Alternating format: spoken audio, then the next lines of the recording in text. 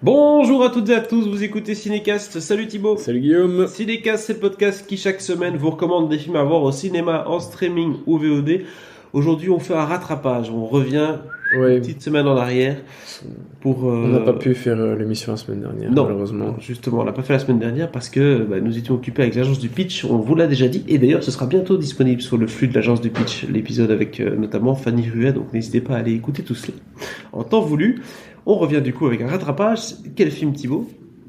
Bon, les Gardiens de la Galaxie 3, c'est dans le titre, hein, C'est dans le cliquez. titre, vous avez bien cliqué. Et tiche. Les Gardiens de la Galaxie 3, film enfin réalisé par James Gunn, parce qu'il y a eu toute cette espèce de polémique avec viré, Oui, non, oui, les acteurs ne veulent plus jouer dedans. Non, il avait été viré par Disney pour des trucs qu'il avait déjà expliqué et pour lesquels il s'était déjà justifié, genre des années auparavant, mais c'était ressorti sur Twitter, on va savoir. Il a fait une blague Donc, un peu déplacée. oui, c'est ça, c'est des vieilles blagues qui n'étaient pas terribles, enfin voilà.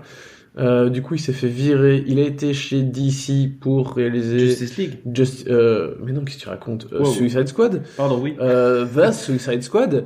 Et puis, il est quand même revenu chez Marvel pour faire Les Gardiens de la Galaxie 3, dont on va parler maintenant, avant de repartir chez Warner, chez DC, pour prendre en main tout DC, quoi. Le Kevin Feige de DC. Exit Oui. Zack Snyder et bonjour James Gunn, qui visiblement a trouvé son filon, à savoir les films, les comics, les Oui. comics books Il a movies. toujours été un gros geek dans l'âme, hein, donc c'est pas trop étonnant. Non. Et le casting a donc fait piqué de grève pour qu'ils reviennent Bah faire oui. le film. Donc ils ont dit, ah, on ne continue pas s'il n'est pas là. Du coup, ils sont tous là. Chris Pratt, Zoe Saldana, Dave Bautista et compagnie. J'en passe Bradley Cooper forcément en raccoon. Toute la petite bande est de retour pour... D'ailleurs, c'est comme ça que commence le synopsis. Toute notre bande favorite est de retour, avec forcément Peter Quill qui est toujours là en tant que leader charismatique de la petite troupe, avec son Walkman ou en tout cas sa playlist. Mais il pleure la perte de Gamora, qui Oui. était donc décédée. Elle était décédée dans l'épisode précédent ou Mais- dans mais elle est pas- Avengers elle est ou- pas décédée, Ouais, en elle tout est cas, elle était pas là, quoi. revenue. Ouais, c'est ça. On sait jamais ce qui se passe Elle est avec là, la mais Marvel. c'est plus elle. C'est juste qu'elle a plus les souvenirs de Ok. l'époque où elle était avec Peter. Oui, tu vois, Tu vois. c'est toujours très compliqué. Puis en plus, on commence à mettre des histoires d'amour et tout, ça devient vraiment très compliqué, Marvel. Et donc, il doit rassembler son équipe pour défendre l'univers et protéger l'un des siens, tiens bon. Et en cas C'est marrant d'échec, comment cette mission... on dirait le pitch d'à peu près Ah oui, 95% des films de c'est ça. super-héros. C'est ça. Et après, on voit qu'aujourd'hui, on fait grève parce qu'on n'aimerait pas que ChatGPT écrive des films de super-héros, mais quand on lit ça, on se dit que c'est déjà le Et cas. oh, un gentil avec les scénaristes. Hein. En cas d'échec, cette mission pourrait marquer la fin des gardiens tels que nous les connaissons. Tintintin. Je propose qu'on regarde tout de suite un extrait de la bande-annonce et qu'on arrête de médiser sur les scénaristes. À tout de suite. I'm gonna tell you something. I'm Star-Lord. I formed the Guardians. Met a girl, fell in love. That girl died, but then she came back. Came back a total dick. Oh, please. You left out some important information, but that is the gist of it. I get the same old dreams, same time every night. Fall to the ground and I wake up. My sacred mission is to create the perfect society. He didn't want to make things perfect. He just hated things the way they are. On va s'arrêter ici en tout cas dans cette bande-annonce qui nous envoie plein le visage. Des effets spéciaux qui ont l'air d'un peu meilleure qualité que d'autres films Marvel qu'on a vus récemment. J'ai l'impression que ça donne mieux en tout cas. Je sais pas ce qui s'est passé, C'est moins mais- choquant, mais Oui. c'est toujours un peu la même bouillie. Hein. Oui, tout est filmé dans un enfin, devant un écran, mais en tout cas, ça a l'air d'être un peu plus réussi que dans certains films Marvel qu'on a vus récemment. Certes. Peut-être qu'on fait un peu plus attention, mais en tout cas, le casting.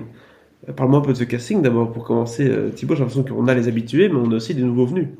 Oui, bah on a les habitués, effectivement.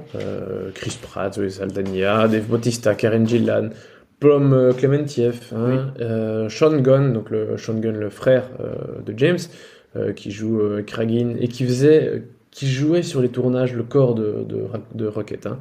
Il y a Nathan Fillion qui a un petit rôle, un nouveau venu, mais bon, enfin, ami de très longue date de James Gunn. Emblématique. Et Will Poulter, petit nouveau aussi, qui vient jouer Adam Warlock, voilà, un héros qu'on attendait depuis un moment.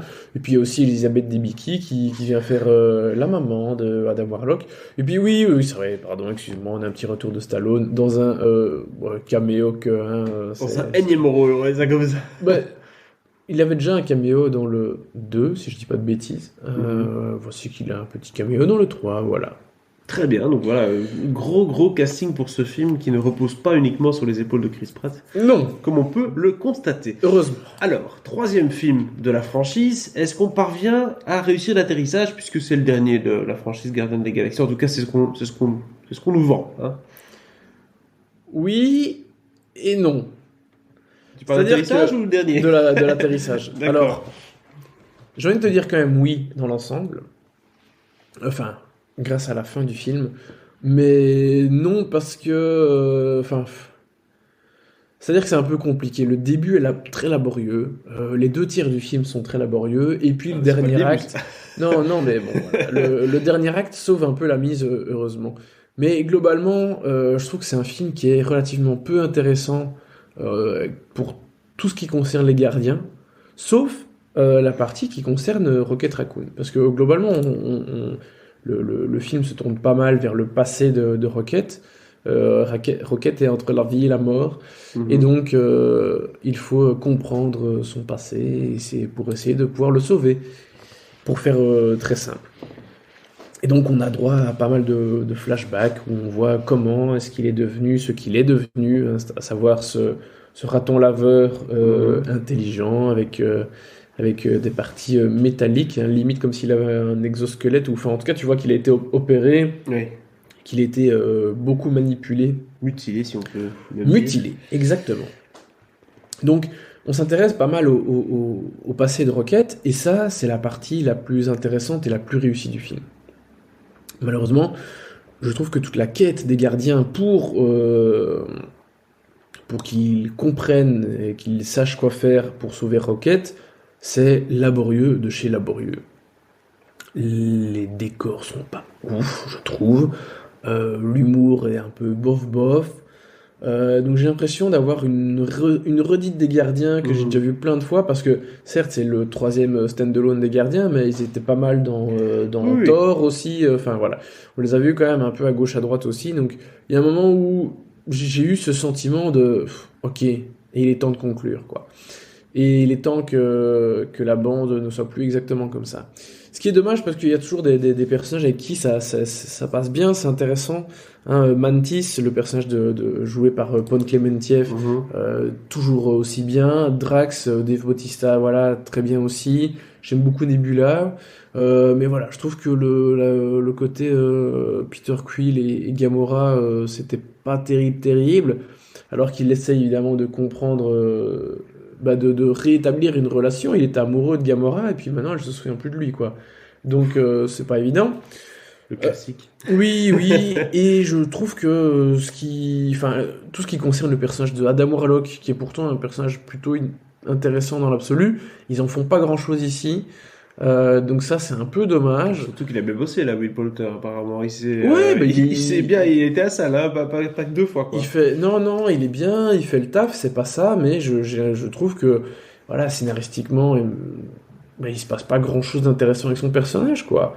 Tu sens que c'est une introduction et qu'il aura plus d'importance dans le futur, mais voilà, t'es là un peu, ouais, tu nous introduis un personnage juste pour ça là, alors que t'en fais rien, c'est un peu dommage. Donc voilà, vraiment mi-figue, mi-raisin, plutôt pas ouf pendant 2 bons tiers du film, et heureusement le dernier tiers sauve un peu la mise, mais pas assez non plus que pour que je te dise waouh, c'était vraiment un super film et une super conclusion pour les Gardiens de la Galaxie quoi. Parce que bon voilà, malgré tout, toute la résolution etc, elle est bien. Enfin tu sens que les personnages arrivent un petit peu à quelque chose dans ce dernier acte, mais voilà, il y a tout ce qui se passe avant, quoi. Et même le méchant, je le trouve pas. Je me rends compte que j'ai pas encore parlé du grand méchant du film, mais en gros, c'est une personne qui veut façonner un monde parfait avec des êtres parfaits. Et dans sa quête, dans cette mission, dans cet objectif de réaliser, de créer une planète avec des gens parfaits, c'est donc lui qui a manipulé Rocket à l'époque. Il s'est viandé. Et évidemment, il arrive jamais à réaliser cette société parfaite, ou en tout cas, elle l'est un petit peu. Et puis il y a des travers qui arrivent et ainsi de suite. Donc un monde parfait n'existe pas. voilà, sauf chez Ilona Mitresset, j'ai pas honte d'avoir balancé cette ref en 2023. J'ai failli faire une référence à Adolf Hitler il n'y a pas longtemps, mais vu qu'un monde parfait, etc. Chacun son truc. On comprend. Mais voilà, il y a des choses très touchantes. Hein. Et par contre, la partie avec Rocket, elle est vraiment très très bien. D'accord. La conclusion finale, avec donc en ce qui concerne le groupe des gardiens, bien aussi. Donc satisfait à ce niveau-là, mais ça a été laborieux pour en arriver là, quoi, tu vois. Et ça, c'est un peu dommage. Mi-figue, mi-raisin. Donc on est content que ça se termine, parce que ça se termine, il y a une vraie conclusion qui a amené à certains personnages de la saga, et donc on a vraiment l'impression que le bouquin se clôt. Mais bon, il y a quand même tout un début de film un peu laborieux, certaines choses qui sont peu exploitées. Tu parlais de Will Poulter par exemple. Voilà, donc c'est pas un bon résultat dans son ensemble si on prend que ce film-ci. Il faut le prendre avec l'entièreté des gardiens pour que ça fasse sens. C'est ça. Et honnêtement, si je devais faire un classement des films des gardiens, je sais même pas où je le mettrais. Bon, le premier reste le meilleur, ça c'est clair. Le 2, je le trouve vraiment pas bon. Et celui-ci, compliqué, donc je sais pas. Mais dans l'ensemble, ça reste une des sagas de Marvel les plus intéressantes.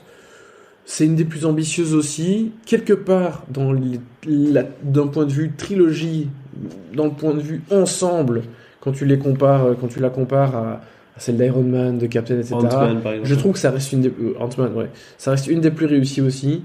Donc voilà, Les Gardiens, ça a été une bouffée d'air frais dans l'univers Marvel. Ça a fait du bien, très clairement. On en garde plein de bons souvenirs.